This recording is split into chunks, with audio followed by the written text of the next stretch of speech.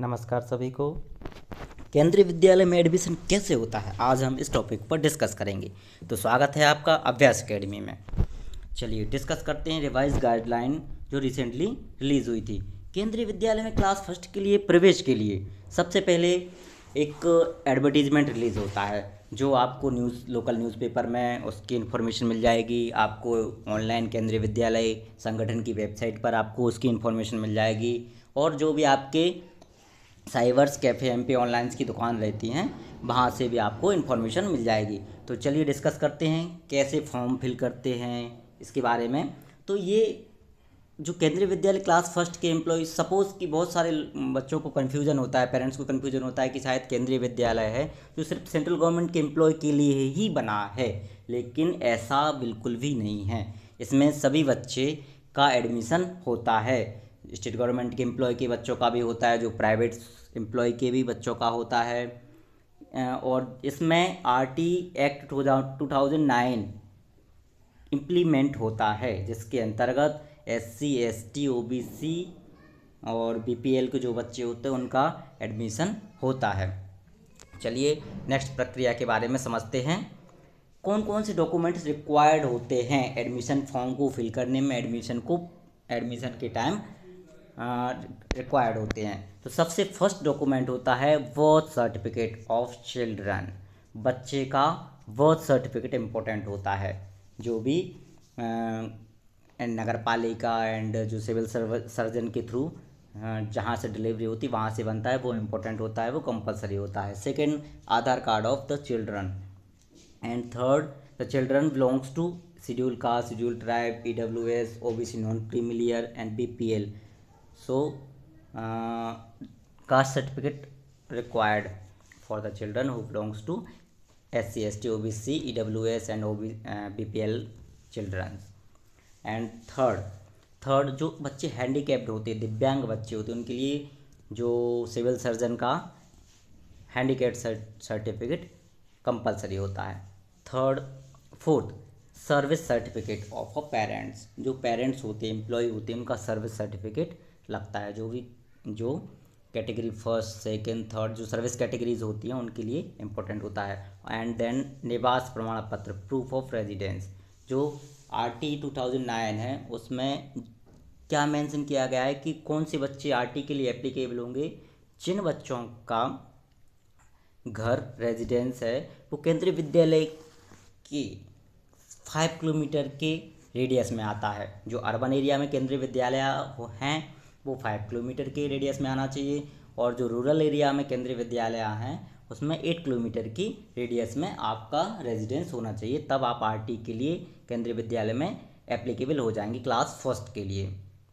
Next, केंद्रीय विद्यालय में प्रवेश के लिए क्या प्राथमिकता होती है। जैसे आपने फॉर्म भर दिया तो क्या आपका एडमिशन हो जाएगा, इसके लिए प्राथमिकता प्रायोरिटीज़ केंद्रीय विद्यालय संगठन ने फिक्स की है। तो फर्स्ट प्रायोरिटीज़ किसको दी जाती है।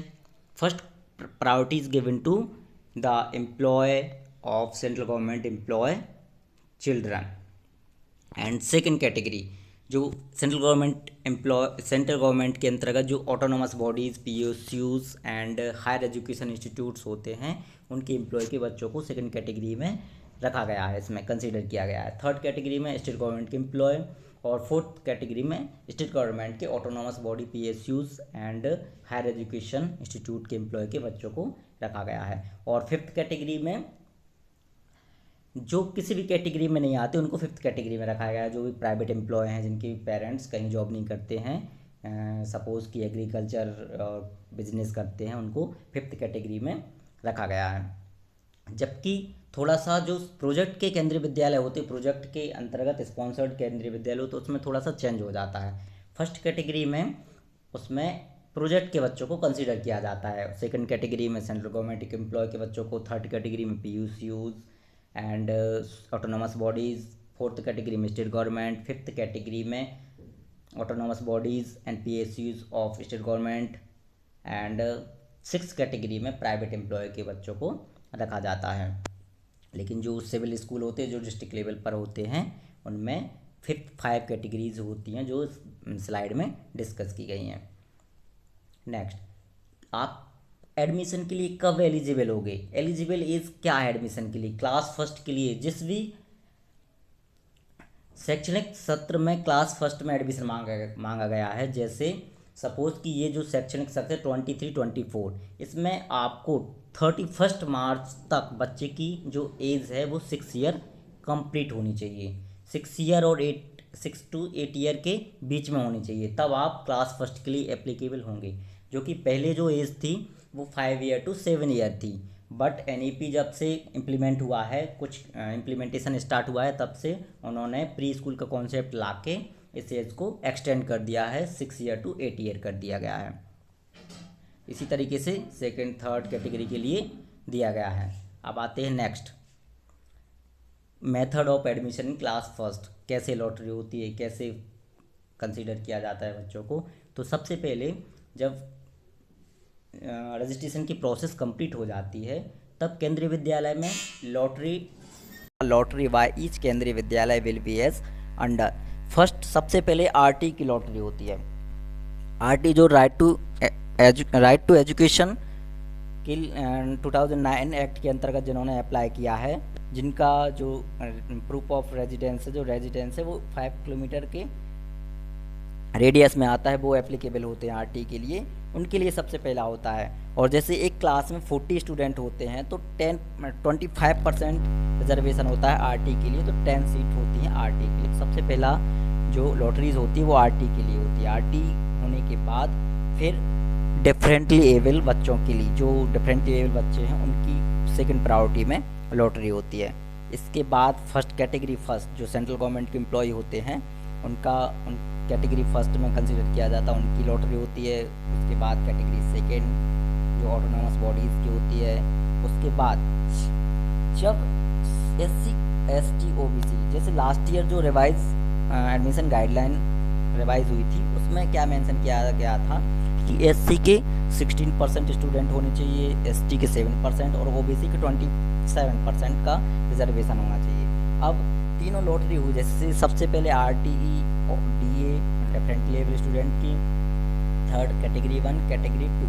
अब यदि इन बच्चों में यदि 16% यदि बच्चे SC की कैटेगरी के सिलेक्ट हो गए हैं तो SC कैटेगरी का दोबारा लॉटरी नहीं होगी। यदि इन बच्चों में से SC कैटेगरी के 16% से कम बच्चे सिलेक्ट हुए हैं इन लॉटरीज में, तो SC कैटेगरी की लॉटरी होगी। इसी तरीके से ST कैटेगरी की, यदि इन बच्चों में ST कैटेगरी की बच्चों की नंबर वो बच्चे उतने नहीं आ पाते हैं तो ST कैटेगरी की होगी। इसी तरीके से OBC कैटेगरी की होगी। इसके बाद जब ये कैटेगरी वाइज हो जाएगा, उसके बाद प्रेफरेंस दिया जाएगा कैटेगरी थर्ड को, जो स्टेट गवर्नमेंट के एम्प्लॉयज़ होते हैं उनको प्रायोरिटी दी जाएगी। थर्ड कैटेगरी के लिए लॉटरी होगी। और after third category priority will be given to category fourth, the autonomous body of state government employ. State governments, जो स्टेट गवर्नमेंट एम्प्लॉय होते हैं, जो ऑटोनॉमस बॉडीज़ के PSU and higher education institute, उनके एम्प्लॉय के बच्चों को कैटेगरी 4 में कंसीडर किया जाता है।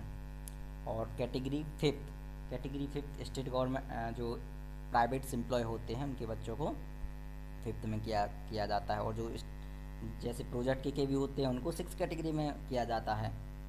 And most important term given here, single girl child SGC। पर क्लास में आपको 2 SGC सिंगल गर्ल चाइल्ड का एडमिशन होता है। जैसे सपोज सिंगल गर्ल चाइल्ड कौन से होते हैं कि आपको एक एफिडेविट बनाना पड़ेगा कि मेरी एक ही लड़की है, वो उसको सिंगल गर्ल चाइल्ड के लिए एफिडेविट बनाना पड़ेगा, तो उसको SGC में कंसीडर किया जाएगा। और ये जो होती है, ये सिंगल गर्ल चाइल्ड की ओवर एंड अबाव में नंबर होते हैं। यदि आपको 40 के अलावा हो जाएंगे, यदि 2 बच्चों ने अप्लाई किया है सिंगल गर्ल चाइल्ड का, तो वो किसी कैटेगरी में भी नहीं आते हैं, तब भी उनका एडमिशन हो जाएगा, क्योंकि वो ओवर एंड अबाव में आते हैं। फर्स्ट क्लास में 2 बच्चे होते हैं जो SGC में कंसीडर किए जाते हैं। यदि 2 से 3-4 बच्चे आते हैं तो सबसे लास्ट में तीन, जैसे सपोज़ कि 2 सीट्स होती हैं एसजीसी की, यदि 3 बच्चों के एप्लीकेशन आए तो उसमें लॉटरी होगी, सबसे लास्ट में होगी, और 3 में से 2 बच्चों का सिलेक्शन होगा। यदि 2 बच्चे ही हैं तो 2 बच्चों का ही लॉटरी में नाम आ जाएगा, यदि 1 बच्चा है तो 1 बच्चे का ही आ जाएगा, जो भी एप्लीकेबल होगा। यदि मोर देन 2 हो तो लॉटरी होगी। ओके। अब कक्षा फर्स्ट में प्रवेश के लिए आयोजित होने वाली लॉटरी क्रम, जैसे कि मैंने अभी बताया था कि सबसे पहली जो लॉटरी होती है वो आरटी के लिए होती है, जो सेकंड लॉटरी होती है वो डीए डिफरेंट लेवल बच्चों के लिए, जो दिव्यांग बच्चे हैं उनके लिए आयोजित की जाती है। थर्ड लॉटरी में जो सेवा प्राथमिकता श्रेणी कक्षा फर्स्ट और सेवा श्रेणी जो सर्विस कैटेगरी होती है, प्रायोरिटीज़ कैटेगरी होती है फर्स्ट और सेकंड के बच्चों के लिए, और फोर्थ कैटेगरी में जो कैटेगरी यदि सपोज़ कि इन कैटेगरी के बच्चों का उसमें नहीं हो पाया तो इन कैटेगरी को फिल किया जाएगा कि ये परफेक्ट नंबर है क्या। और फोर्थ कैटेगरी में राज्य सरकार के एम्प्लॉय के बच्चे, उसके बाद ऑटोनोमस बॉडी के बच्चे को किया जाता है। अब इसके बाद जैसे ही इस साल का नोटिफिकेशन आएगा तो मैं उसको नेक्स्ट वीडियो में डिस्कस करूँगा। और सपोज़ कि वो 15 मार्च तक आ जाएगा, और उसको फॉर्म को कैसे फिल करना है उसका भी मैं एक डिटेल्स वीडियो बनाऊंगा। तो जिसको भी एडमिशन के लिए इंक्वायरी करनी है तो please subscribe my channel and thank you.